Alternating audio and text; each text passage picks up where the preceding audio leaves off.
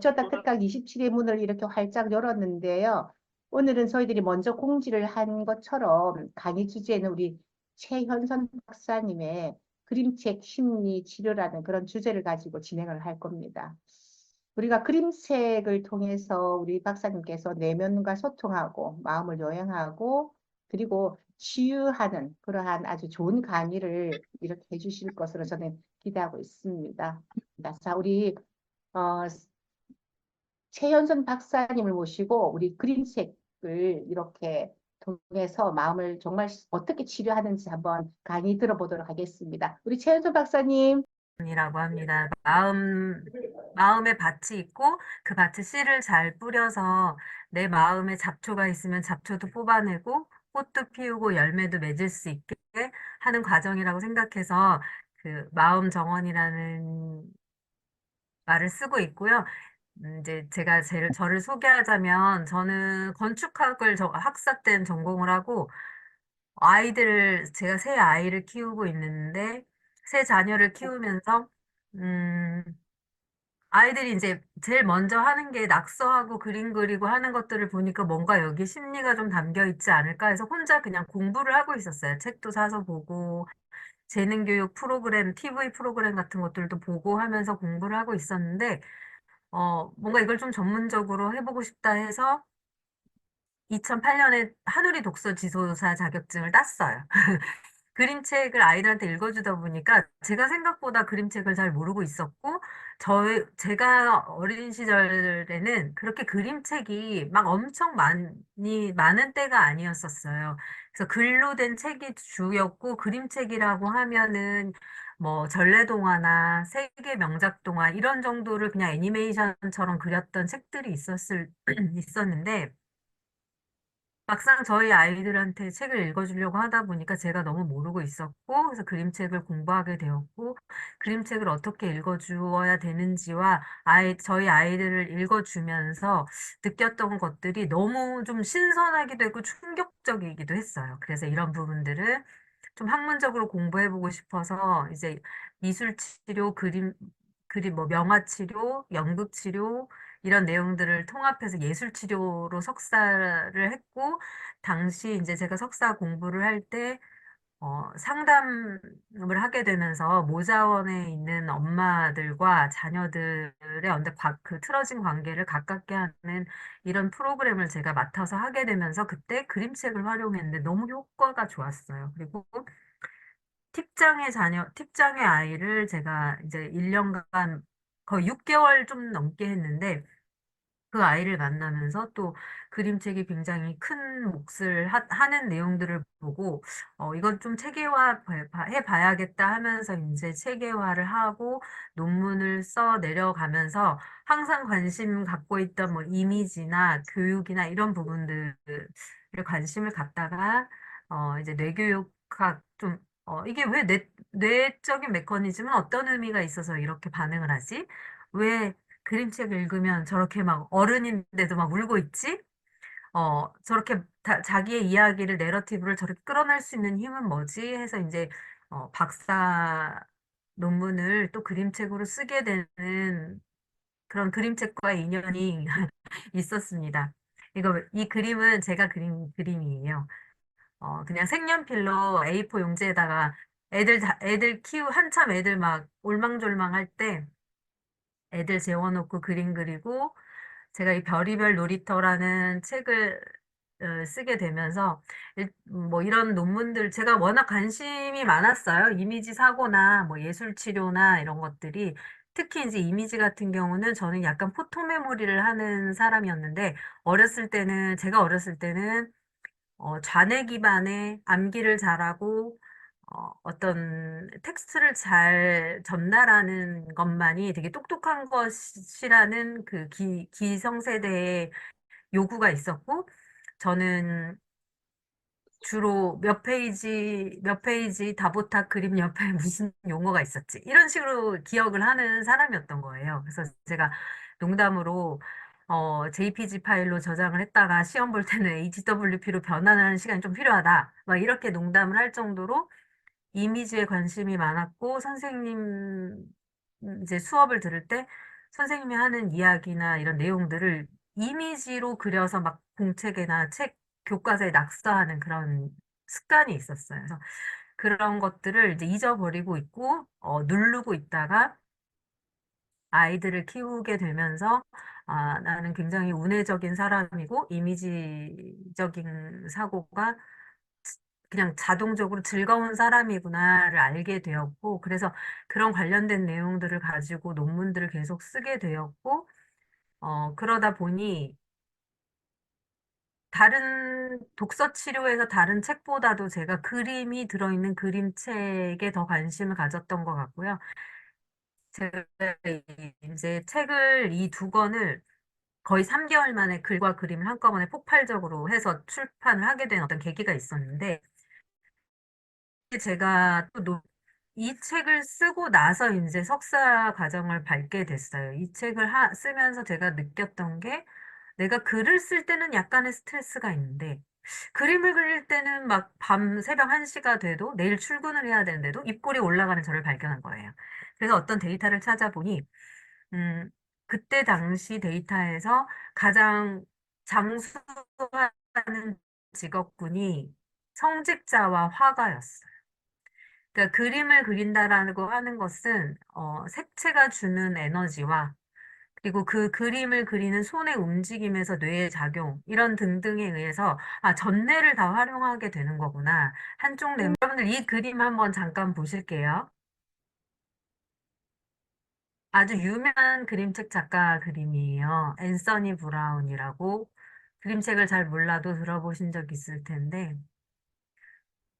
뭐 무엇이 보였는지 한번 채팅창에 남겨줘 보시면 좋을 것 같아요. 뭐, 내가 딱 보고 이 그림에서 무엇이 제일 먼저 보였나? 너무 오랫동안 생각하지 말고. 제가 한번 볼게요, 채팅창을. 꽃도 있고, 앵무새, 고양이, 머리 위에 꽃, 꽃이 많네요. 소녀, 원숭이, 눈동자, 곰.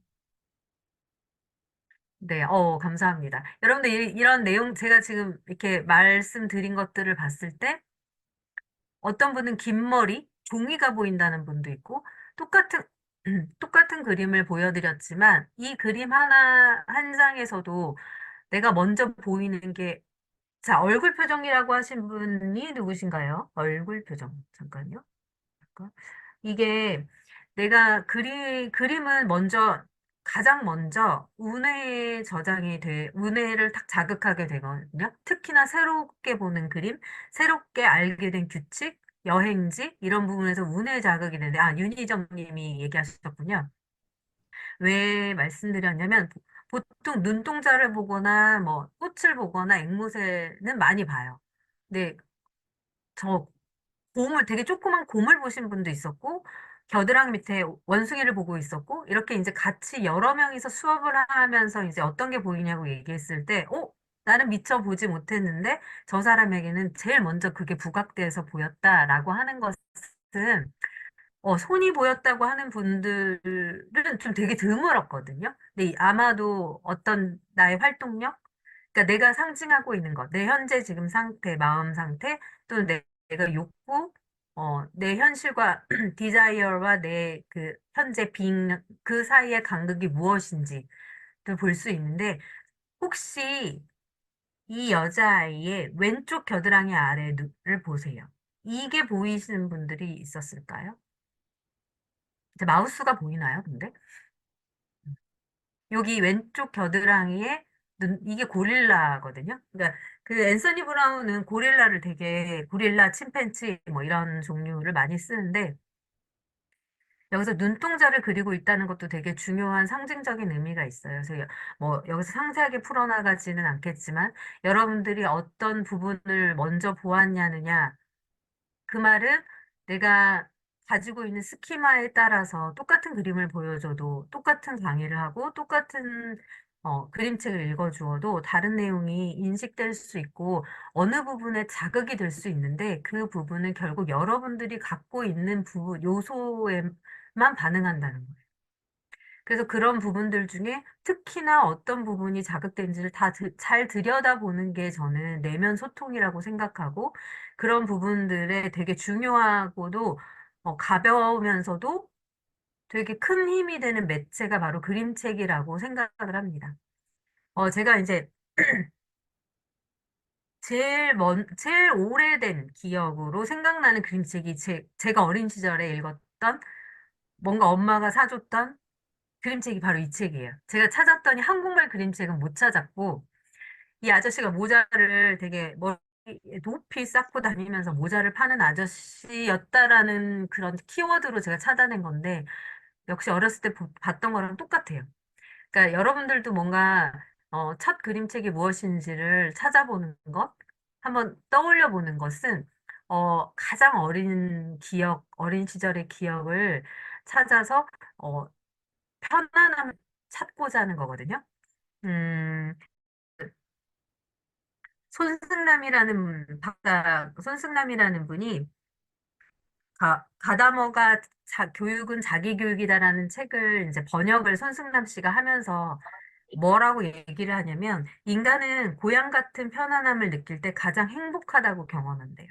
그러니까 어린 시절에 내가 어떤 경제적인 책임이나 다른 어떤 고민하지 않는 상태에서 내가 편안함으로 고향 같은 그 지점을 자꾸 찾아서 명상을 하게 되면 그게 또 그림책 명상이 되면서 내 삶을 영위해 나가는 힘을 실어주는다고 하거든요. 그래서 이제 계속 뇌 이야기도 같이 할 텐데요. 어, 우리가 이제 제 논문에도 그 내용을 썼는데, 인간의 뇌 중에 삼중뇌라고 해서 맥린이 삼중뇌라는 걸 주장을 했어요. 인간에게서 가장 근본적인 본능을 따지는 뇌, 그 다음에 변연계라고 해서 감정의 뇌, 그 다음에 심피질이라고 해서 내가 이성적으로 어떤 역할을 하는 뇌가 단계적으로 있는데 근본적으로 내가 생존이 해결되지 않으면 감정 조절이 안 되고 감정이 조절이 되지 않으면 내가 어떤 이성적인 판단이나 사회적인 규범을 따지는 일들을 할 수 없다는 거거든요. 그래서 우리가 지금 그림책을 이야기하는 건 뭐 이게 직접적인 생존하고 관련되진 않겠지만 내 감정의 그림자나 어두운 부분을 다 방출하고 해방하는 과정에서 도구로 사용하자라는 개념으로 여러분들한테 소개를 하는 것이고 활용을 잘 하실 수 있기를 바라는 마음으로 오늘 조금 심도 있는 내용도 가끔 다루게 될 것입니다. 제가 좋아하는 책들이에요. 이미지 한번 보시고 저는 그 가운데 여기 그 뭐 지각대장 존, 뭐 알도 이런 그림이 존 버닝햄이라는 작가의 그 그림책인데 이 그림책은 어린이가 가지고 있는 동심, 어른이 되어서 좀 잊어버렸던 마음, 엉뚱한 생각, 그리고 어른들은 변명이라고 생각하지만 굉장히 상상력이 풍부한 생각들, 이런 내용들이 담겨져 있어서 저는 굉장히 이 책을 좋아하고요. 그리고 제가 맨 오른쪽에 있는 그림책들은 제가 그림책으로 심리 치료할 때 많이 쓰는 책들이에요. 제가 무척무척 좋아하는 책들. 그래서 제목만으로도 그냥 힐링이 되는 책들이어서 지금은 절판이 돼서 나오지 않는데, 음, 예, 제가 좋아하는 책들이에요. 이거는 아까 처음에 보여드렸던 앤서니 브라운의 책들이고, 이 그림책은 초등학교 교과서에도 나오는 책들이 있어요. 그래서, 저는 또, 그 앤서니 브라운의 책을 활용해서 그림 치료를 하면서 또 되게 감흥을 얻었던 적이 있어서, 음, 여기서 잠깐 그림책이 뭘까를 보면 그림책엔 세 가지 요소가 있어요. 당연히 그림책이니까 책이니까 글이 있겠죠? 다른 책하고 다른 점은 그림이 있어요. 근데 또 하나는 그림책은 책장을 넘겨가는 물성을 가진 책으로 읽었을 때 진짜 그 그림책의 의미가 있어요. 그래서 우리가 디지털 북이나 이런 뭐 이북으로 디지털 북이 많이 나오고 있지만 저는 지금도 그림책은 직접 이렇게 형태가 있는 물성이 있는 종이책으로 읽어야 한다는 주장을 하는 사람 중에 한 명이고 그래서 잘 보시면 그림책은 이북으로 잘 안 나와요. 물론 오디오로 이렇게 책장을 넘기면서 읽어주는 유튜브는 많이 생겼지만, 그림책은 직접 오프라인으로 해야 하는 어찌 보면 디지털화되고 있고 AI가 활성화되고 있는 지금 어떤 휴머니즘과 아날로그적인 측면을 갖는 매체 중에 하나라고 생각합니다. 이거는 또 제가 좋아하는 그림책 중에 알파벳이나 기역, 니은, 디귿 이런 식으로 그림을 그렸던 것들인데요. 그러니까 오늘 이 시간은 그냥 그림책을 이렇게도 활용할 수 있구나. 그림책에 이런 강의를 들어보니 나의 어떤 부분이 좀 자극이 되더라, 건드러지더라, 몰랐던 게 떠오르더라 하면서 내 좀 아픈 마음을 그냥 편안하게 이렇게 다듬는다고 생각하시고 즐겨주셨으면 좋겠습니다. 앞서도 말했지만 그림책과 동화책의 차이는 그림책은 그림책이나 동화책 둘 다 이야기가 담겨져 있는 책이지만 동화책은 사파가 그냥 그림이 있더라도 사파가 어떤 보조적인 역할을 할 뿐이고 그림책은 그림도 하나의 이야기를 한다는 점이 그림책과 동화책의 커다란 차이점입니다. 이렇게 전문가분들도 그림책과 동화책이라는 용어를 혼용해서 쓰기도 하지만 명확하게 그림책과 동화책은 다른 개념입니다. 그러니까 어린이 문학에 속하지만 그림책은 그림이 주된 서사도 그림 안에 이야기가 있다는 것이고요. 그림책 치유는 커다랗게 보면 문학 치유의 하나이고 그 문학 치유 안에 독서 치료가 있고 그 독서 치료 안에 그림책을 활용했을 때 그림책 치료라고 볼 수가 있는데 아직은 문학 치유에 대한 것도 우리나라에서는 이희봉 작가가 문학 치유다라는 개념으로 또 글쓰기 치유 이런 방식으로 해서 들여왔고 문학 치유에는 뭐 단지 책을 읽는 것만이 아니라 글을 쓰는 것도 하나의 치유가 되고 내가 뭔가 창작을 하고 책을 만들고 하는 과정도 모두 포함을 하고요. 그림책 치료도 마찬가지로 이제 현은자 교수님이 가장 많이 이제 논문을 내고는 있는데 아직은 그림책이 그렇게 막 학문화되어 있지 않고 이제 조금씩 그림책이 좀 각광을 받고 있고 포커스가 되고 있는 것 같아요. 그리고 제가 활용을 한 10년 넘게 해본 결과 그림책만한 가- 간편하면서도 또 깊은 내용까지 들어갈 수 있고 휴대할 수 있는 꽤 되게 매력적인 매체거든요. 그래서 독서 치료라고 하면은 원래 독서 치료란 말 자체 어원이 비블리온이라는 책, 문학 이런 개념이어서 사실 문학 치료랑 독서 치료랑도 또 혼용해서 쓰기도 해요. 근데 독서 치료는 어, 어떤 이때 문학이라고 하는 것은 소설이 될 수도 있고 에세이가 될 수도 있고 뭐 다양하죠. 어떤 글이라는 문학을 사용해서 정신 건강을 증진시킨다는 의미를 가지고 있기 때문에 그 글을 읽고 또는 쓰고 활용을 하면서 내가 가지고 있는 마음의 병을 치유한다라는 의미가 독서 치료입니다. 그 중에 하나가 그림책 치료이고, 그림책 치료에서 좀 더 나아가자면, 제가 이제 그림책에 대해서 좀 유독, 활용하기 좋았던 점은 그림이 갖고 있는 상징과 은유 때문이거든요. 이제 우리는 사실 살면서 수많은 기호를 만나게 되잖아요. 뭐 숫자도 만나게 되고, 색깔도 만나게 되고, 아니면 신호등, 아니면 또 누군가의 언어, 또 그림, 막 많이 만나게 되는데, 이런 기호들은 결국은, 음, 내가 어떤 삶을 경험했는지에 따라서 달리 보일 수 있고, 아까 우리 첫 그림에서 여러분들이 다 다양한 이야기를 해준 것처럼, 특히나 내가 왜 이렇게, 손으로 하는 작업에 관심이 많다든지, 손재주를 기르고 싶다든지, 아니면 나는 지금 뭐 손이 좀 저리고 아프다든지 이런 식으로 어떤 내 상황에 따라서 내 현재 상황이 반영되어 어떤 기호를 이해하듯이 그림책에는 수많은 기호가 있고 단지 문자만 있는 게 아니기 때문에 그림을 이해하는 것은 다 각기 다를 수밖에 없어요. 그런데 그림책은 다른 책들과 그림이 있다는 점 말고 또 하나의 차이점이 있습니다. 동화책과의 차이점이 무엇일까요?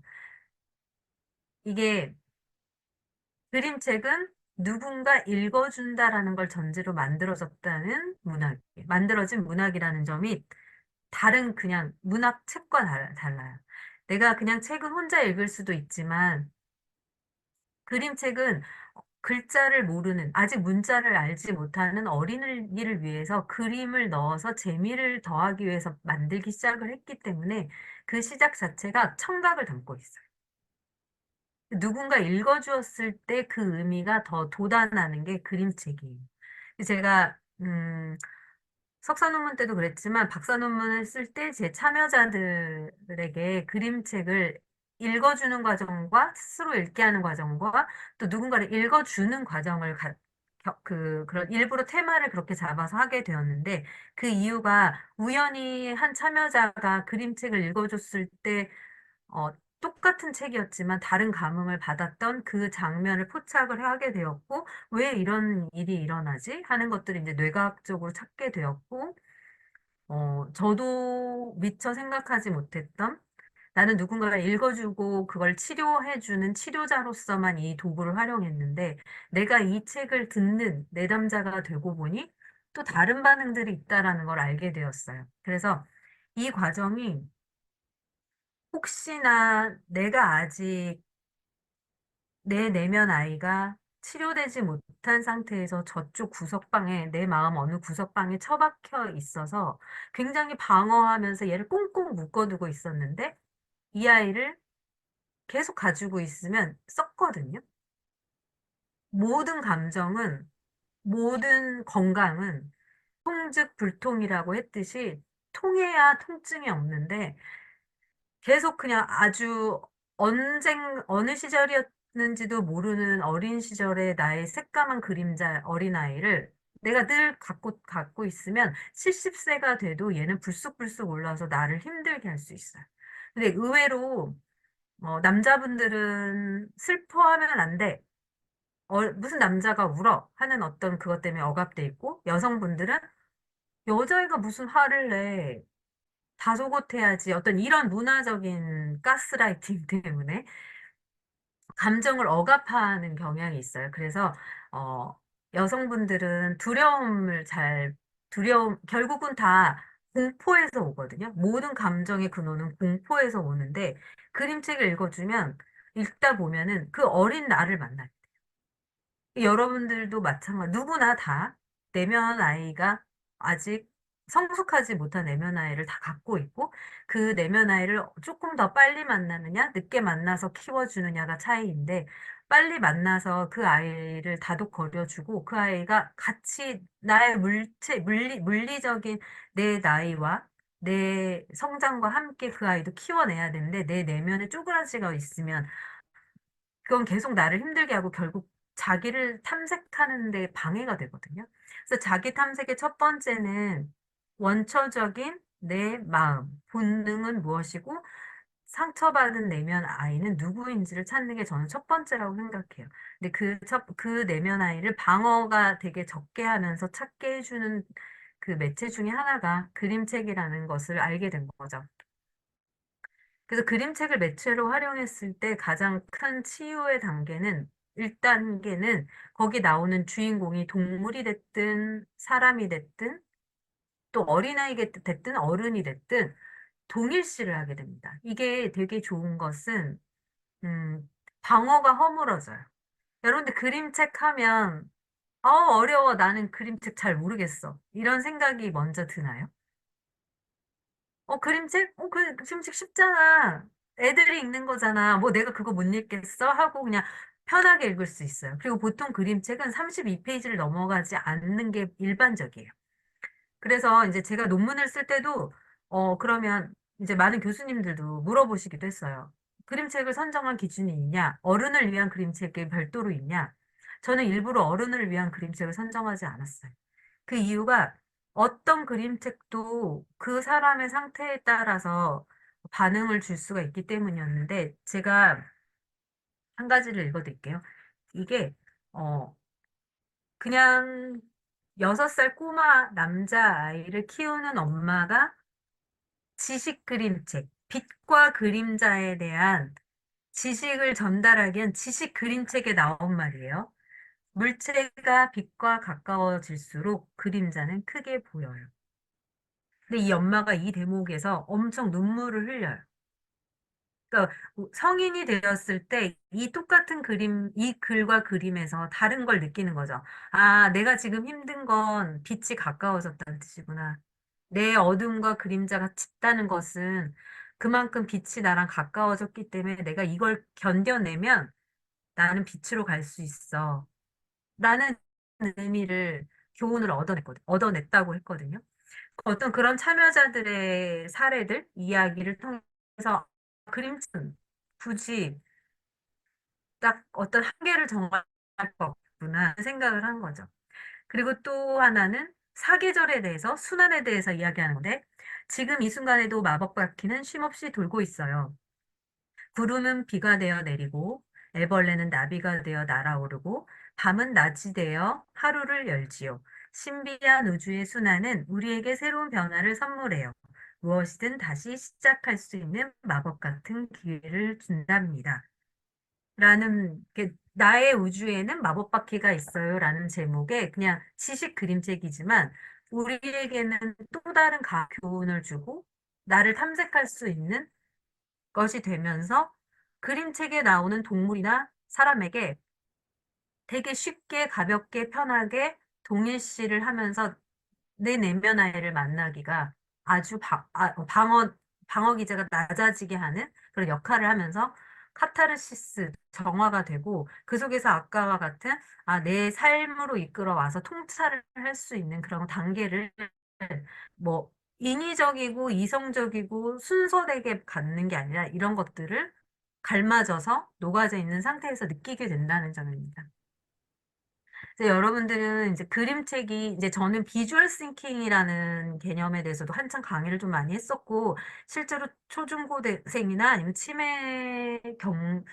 이제 치매 초기 단계에 있는 노인을 통해서 이제 비주얼 싱킹 수업도 하고 그랬었는데요. 이 비주얼 싱킹이 좋은 점이 비주얼은 건 운회적인 그림이고 싱킹은 사고, 내가 좌뇌적인 개념인데요. 이 두 개가 융합되게 하는 게 이제 글과 그림을 같이 작업하는 거거든요. 그래서 저는 그걸 뇌의 냉원욕이라고 하는데, 냉탕과 온탕을 왔다 갔다 하면서 뇌가 더 단련되는 거거든요. 이게 광고예요. 무슨 광고일까요? 보통 이거는 바로 마치라고 채팅창에 써주셔도 돼요. 네, 왜 칼일까요? 칼, 정답입니다. 칼이 너무 잘 들어서 칼이 너무 잘 들어서, 그쵸? 다 썰었어요. 도마까지. 그런 의미를 담고 있죠. 근데 제가 길게 설명하는 거야. 그냥 이 그림 한 장, 한 페이지로 칼의 위력을, 뭐 이 칼은 뭐도 썰 수 있고요. 뭐 한 번 썰면 힘을 이만큼 줘야 되고요. 막 이렇게 물리학적으로 설명하지 않아도 호소가 된다는 거죠. 또 하나 더, 한 가지만 더 해볼까요? 자, 이건 무슨 선전일까요? 무슨 광고일까요? 우리나라 광고는 아니에요. 근데 여러분들 이 광고를 보면서 여러분들도 모르게 인상을 쓰게 되죠. 양혜인 님이 엄청 인상을 쓰고 보고 계세요. 자, 어디 볼까요? 식초? 이재수님? 두통약? 식초, 금연은 어떻게 해서 나왔을지 좀 궁금하긴 하네요. 식초 비슷해요, 식초. 레몬사탕. 그걸 거의 정답으로 하겠습니다. 맞아요. 그러니까 좀 새콤달 우리나라로 치면 아이셔 같은 새콤한 사탕을 먹었을 때 근데 저 같으면 이거 사탕 안 살 것 같아요. 이런 얼굴이 되는 사탕을 먹고 싶지는 않을 것 같아요. 어, 저는 광고 실패.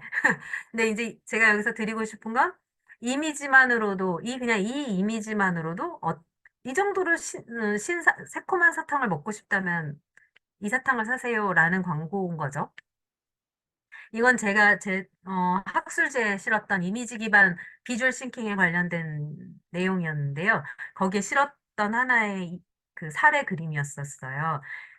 이 버스는 어느 쪽으로 움직이고 있을까요를 제가 논문에서 이제 계속 저는 이제 좀 계속 소통하고 이야기하고 일방적으로 전달하는 그런 글보다는 계속 좀 이야기하고 싶어서 질문을 했어요. 자, 거기다가 이렇게 독자들에게 여러분들 이 그림은 정말 논문에다 그렇게 썼어요, 제가. 이 버스는 어느 방향으로 움직이고 있는지 잠시 생각해 보세요. 하고 뒤에 이제 내용을 실었거든요.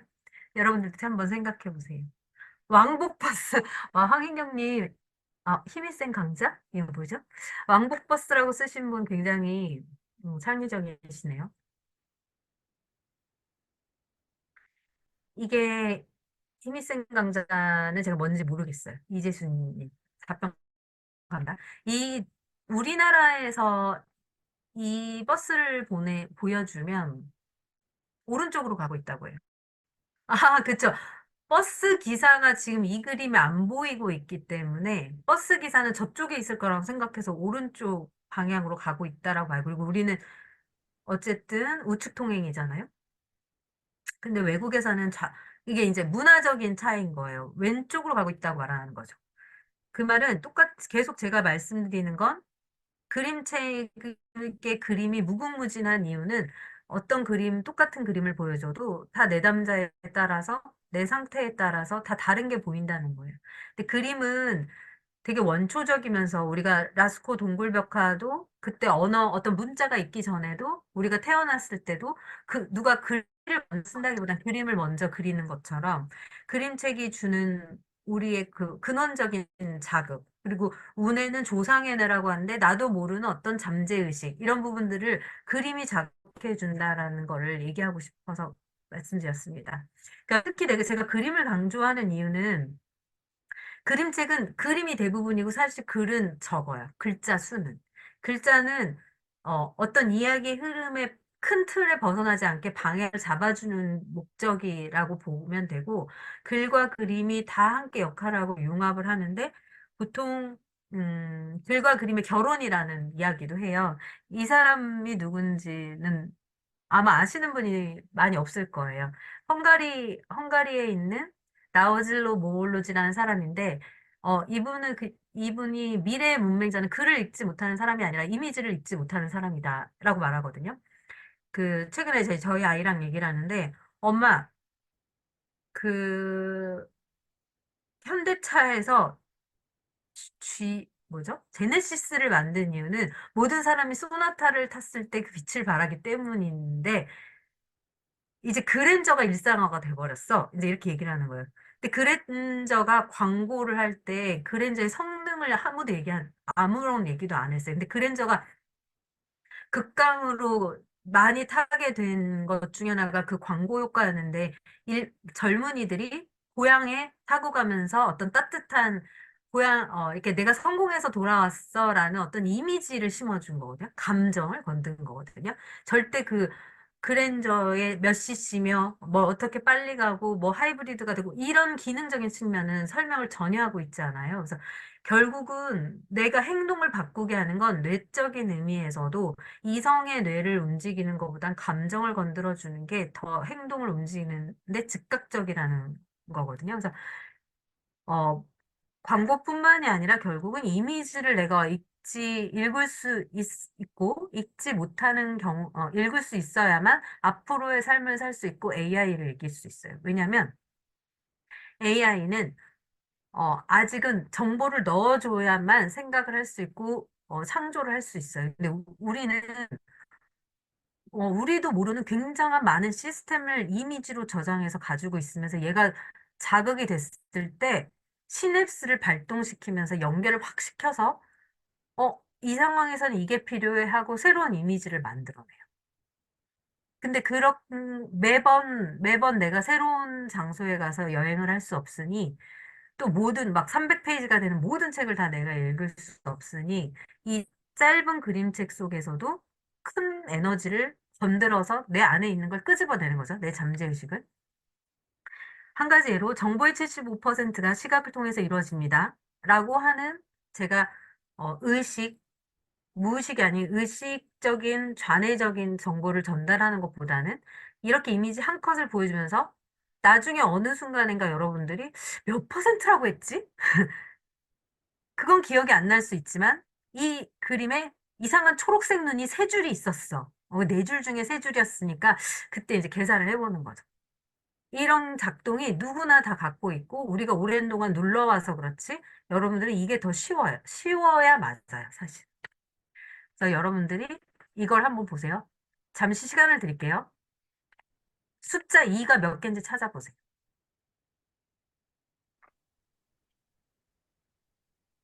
제일 먼저 문자로 4? 아닙니다.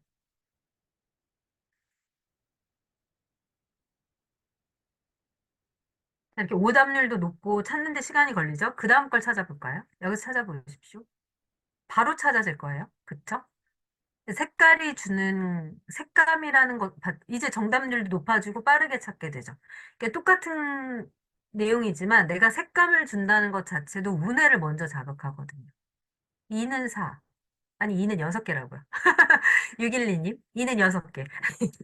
그래서 색깔로 봤을 때 자극하는 것들, 그래서 색깔과 그림은 결국은 색도 가지고 있고 형태도 가지고 있기 때문에 이 형태와 색이 같이 자극이 됐을 때 훨씬 효과가 있습니다.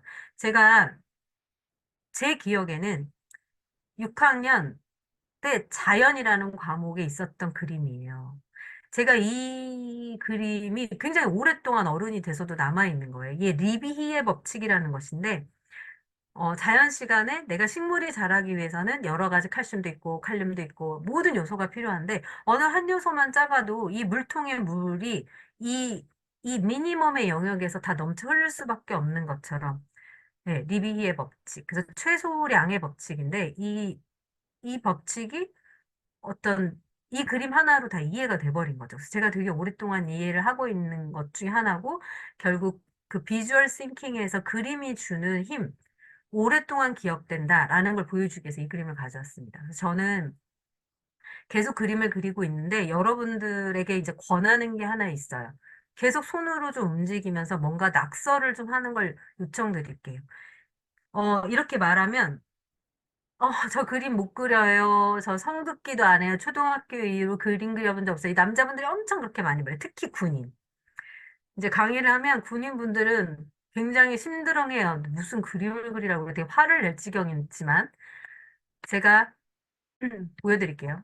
이게 그렇게 화를 냈던 분 중에 한 분이 제 그림을 따라 그려서 저한테 보내온 거예요. 약간 뭐 턱에 기부스를 마스크인지 기부스 턱스크인지를 한 것처럼 그렸지만 이렇게 연습을 했다는 게 되게 고무적이고 이렇게 자꾸 그림을 그리면 어, 여러분들 뭐 키스링도 아실 거고, 이 사람은 뭐 두들씨, 미스터 두들이라는 사람인데, 낙서로 되게 유명한, 이걸로 전시회도 했던 사람인데요. 보면 호문클루스라고 해서 인간이 입보다도 더 많이 활용하는 게, 뇌 활동이, 뇌지도를 그렸을 때 가장 활동량이 많은 게 손이에요. 여러분들이 어렸을 때 피아노를 치면 머리가 좋아진대, 막 이런 말을 했던 거는 양손을 자꾸 활용하기 때문이거든요. 그래서 여러분들이 하나 실천해보고, 보기를 권하는 건, 저는 지금, 저는 양손잡이인데, 마우스를 왼손을 쓴 지 한 20년 됐거든요. 여러분들이 화장실에서 주로 쓰는 손이 있을 거예요. 그걸 바꿔서 해보세요. 그래서 다른 뇌가 어색하지만 활용이 되는 연습을 함으로써 한쪽 시냅스가 조금 피로감을 느낄 때 이쪽 뇌의 시냅스도 같이 연결해서 짧게 짧게 같이 손으로 연결되면 뇌 끝에 있는 텔로미어라는 애가 덜 손상이 돼요. 그러면 되게 건강하고 젊고 어리게 노화되지 않고 살 수 있어요. 그래서 노화도 질병이거든요, 이제는. 이제 얼마든지 건강한 방식으로 이렇게 내 내면을 소통해 가면서 감정을 석방해 주면서 건강하게 살 수 있는데 끌어안으면 그게 결국 노화의 근원이 되고, 되는 거거든요. 그래서 여러분들이 여러분 내면도 소통하고 외부가 나를 소통하는 것이 되게 중요한데 그때 손을 많이 활용하라는 거. 그 뇌를 이해하면 그 젊게 사실 수가 있어요. 여러분들 이거 한번 보시면 이거 되게 오래된 실험인데 거울 뉴런에 관한 실험이에요. 아이들은 엄마가 하는 뭐, 주 양육자가 어떻게 행동을 해주느냐에 따라서 그 반응을 보고 언어를 배우고 표정을 배우게 되거든요. 이게 잘 안 되면은 자폐아가 되는 거예요. 그래서 자폐 스펙트럼을 가진 친구들은 그 표정을 사진으로 이렇게 놓고 그 표정을 공부해야만 알거든요. 이 거울 이론 자체가 반응하는 게 어려워서. 그러니까 공감이 안 되는 거거든요. 근데 여러분들이 예를 들면 이 사진을 보면 나도 모르게 이렇게 웃게 되는 거죠.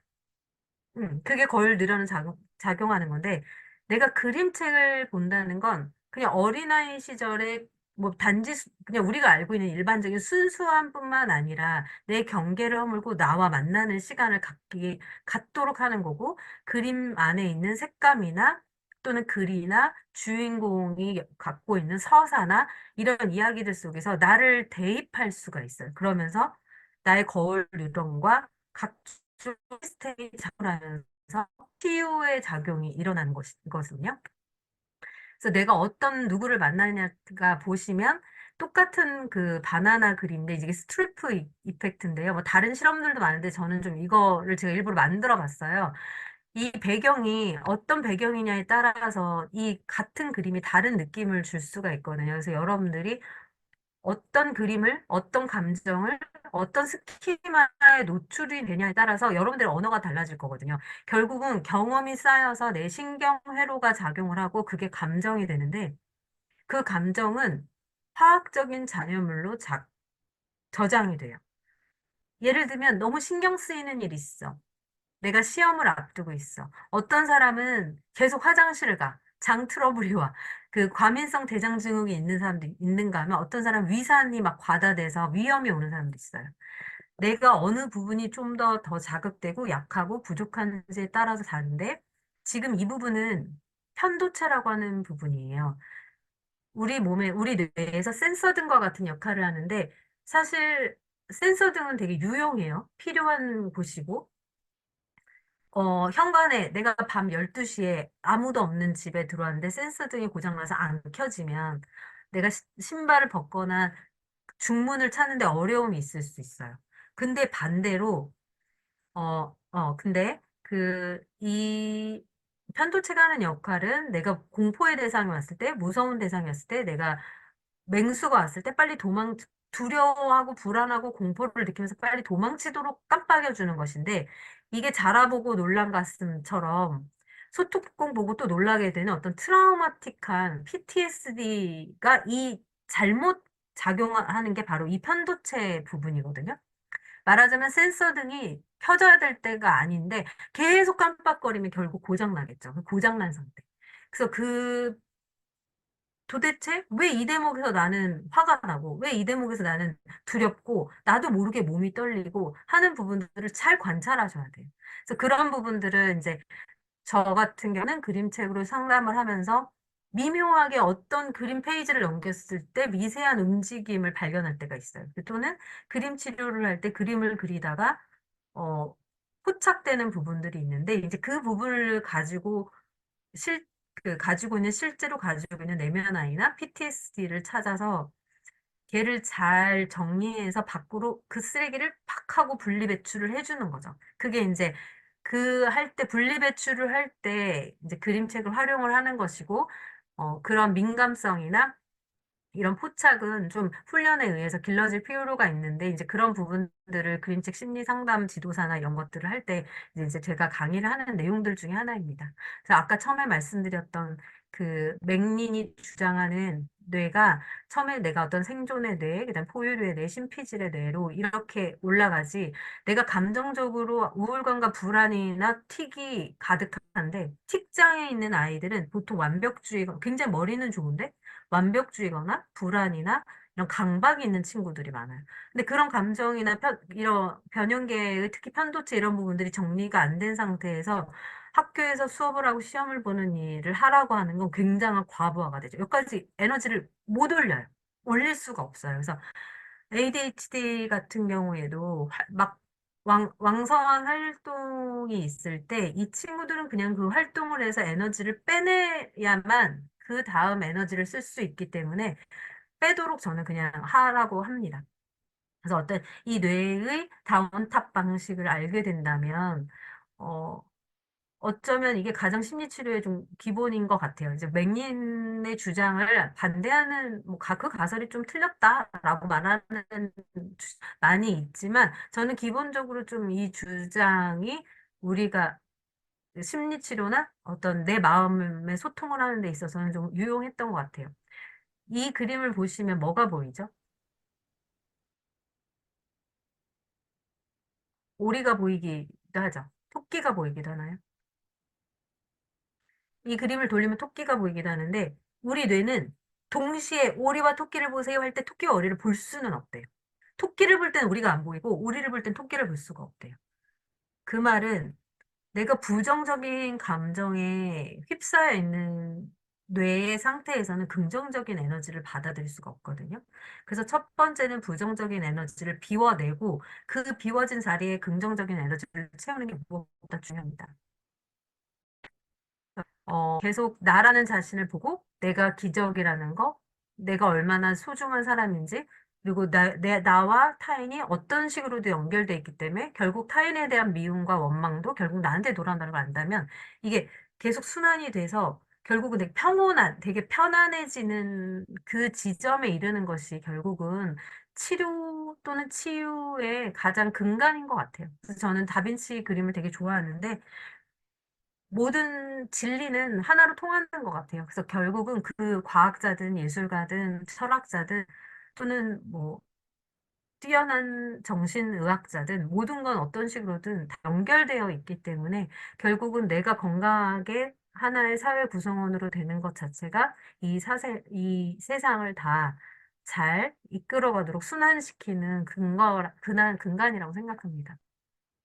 근데 특히 이제 제가 그림책 치료를 좀 중요하게 생각하는 것 중에 하나는 그림책은 내 잠재의식, 잠자가 잠겨있다, 잠수함 같은 거거든요.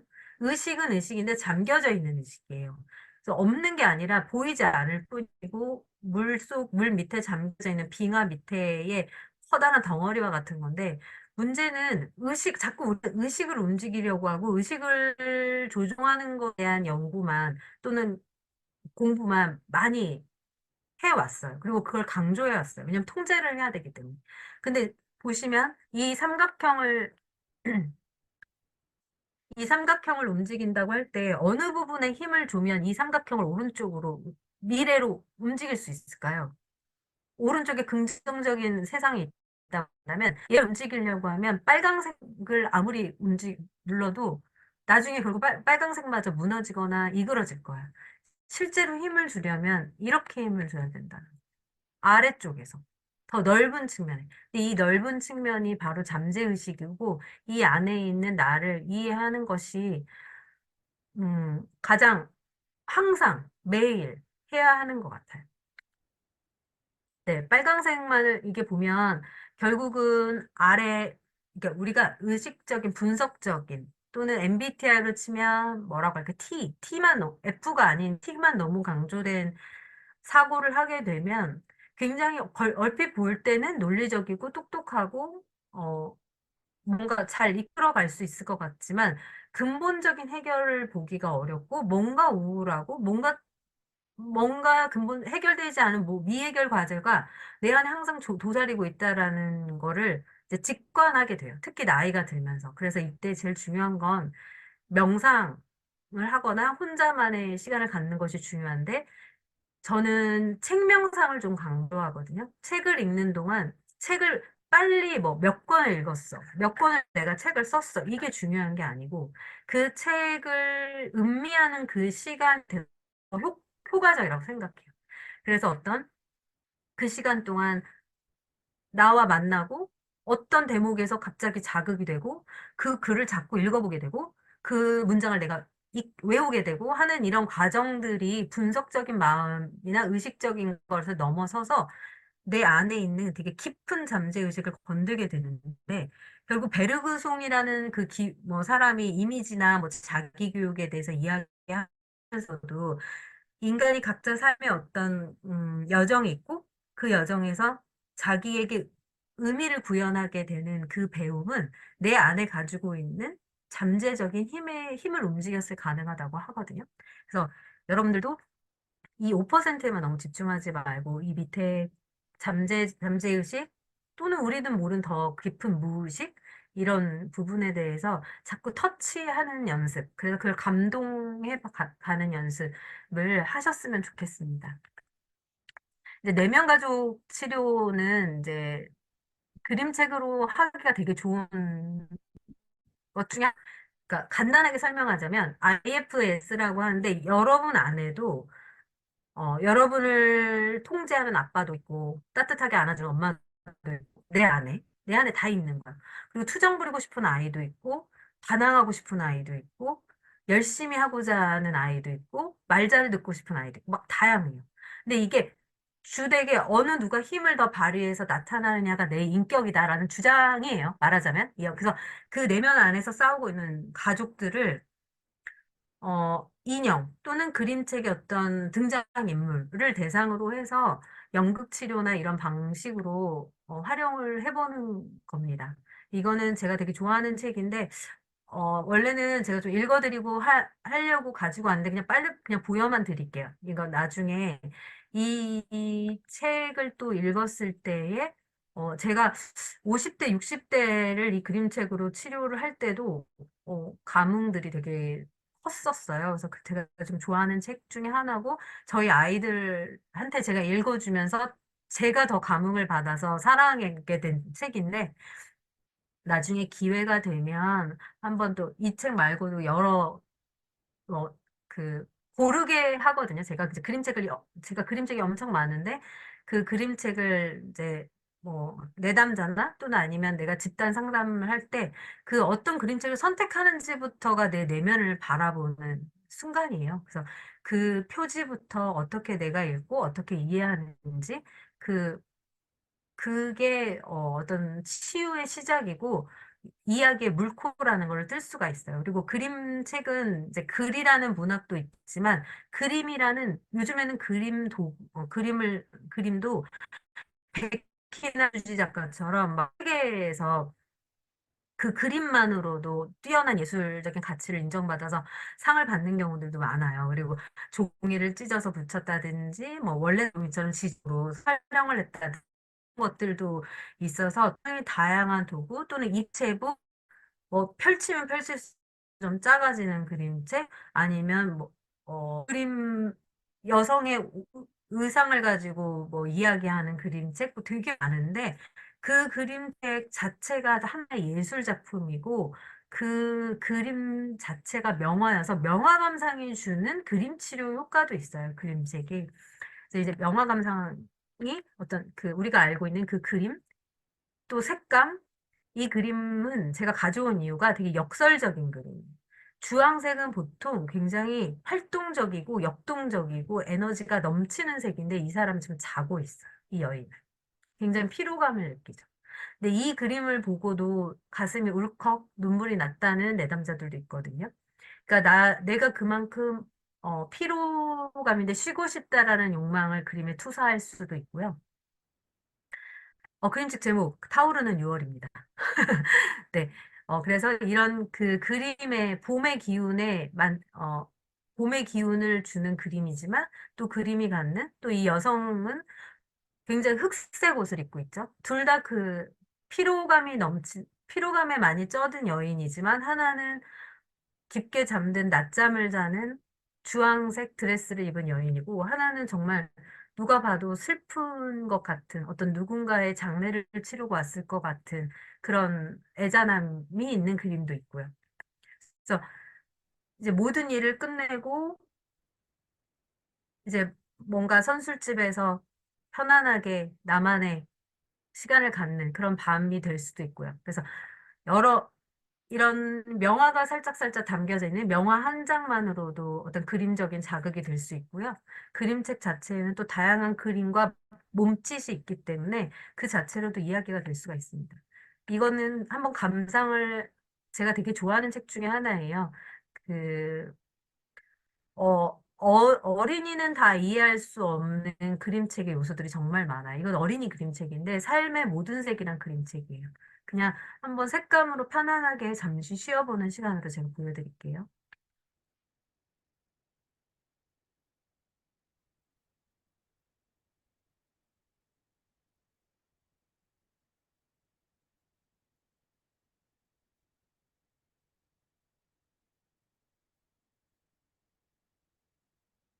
여러분들 보면은 그 시절의 어느 날 우리는 무적이었고 어느 날에는 또 다치고 상처를 입죠. 그러면서 우리가 성장을 하죠. 때때로 세상은 불공평했고 내가 악을 쓰고 싶고 화가 나고 정말 바닥을 친다고 생각한 적도 있고 싸워야 되고 한때는 시장 아줌마처럼 악을 써야 하지만 또 어떤 때는 되게 고상하게 자녀를 위한 엄마가 되어야 해요. 그런 그런 시절 속에서도 나는 계속 사랑받고 있고 또 누군가를 사랑할 수 있는 그런 되게 좋은 씨앗을 가진 존재라는 점을 여러분들이 항상 가졌으면 좋겠고, 그런 부분들을 자극하는 좋은 테마가 그림책이라는 점을 여러분들한테 소개하고자 여기까지 이야기를 해보았습니다. 여기까지 준비한 강의는 마무리하고요.